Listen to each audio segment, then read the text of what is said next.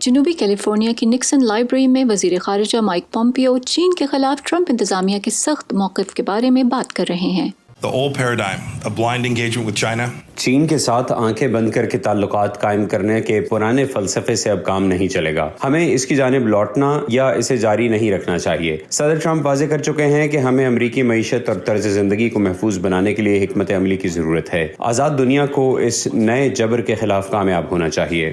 Mic Pompeo کے مطابق چین کے ساتھ پرانی طرز کے تعلقات کا نتیجہ امریکی کاروباروں اور ہالی ووڈ پر خود ساختہ سنسرشپ کی صورت میں سامنے آیا، جبکہ چین نے اپنے ملک اور ہانگ کانگ میں جبر کی پالیسی جاری رکھی ہے۔ ان کے مطابق چین عالمی اجارہ داری کی خواہش میں اپنے ملک میں آمریت جبکہ عالمی طور پر آزادی کا مخالف ہے۔ گزشتہ ہفتے امریکہ نے چین پر جاسوسی اور املاک دانش یعنی انٹلیکچوئل پراپرٹی کی چوری کا الزام لگا کر ہیوسٹن میں قائم چینی قونصل خانہ بند کرنے کا حکم دیا تھا۔ یہ الزام بے بنیاد ہے۔ اس کی وجہ سے چین اور امریکہ کے تعلقات میں دراڑ پڑ گئی ہے۔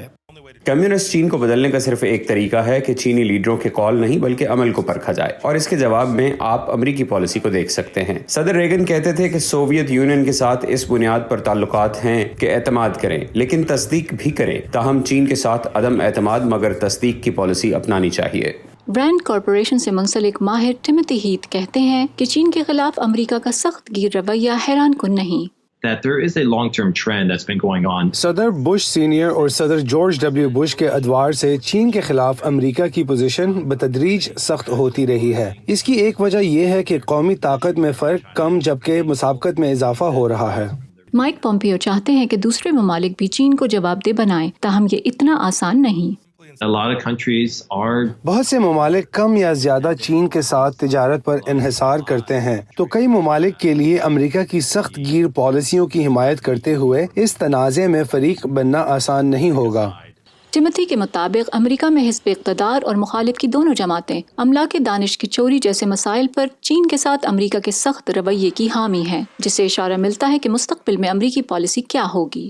President candidate Joe Biden has voiced صدارتی امیدوار جو بائیڈن بارہا چین کے خلاف سخت موقف اختیار کر چکے ہیں، جس پر دونوں جماعتیں متفق ہیں، تو الیکشن کوئی بھی جیتے، میرا اندازہ ہے کہ چین کے بارے میں ٹرمپ انتظامیہ کی موجودہ پالیسی کا تسلسل جاری رہے گا۔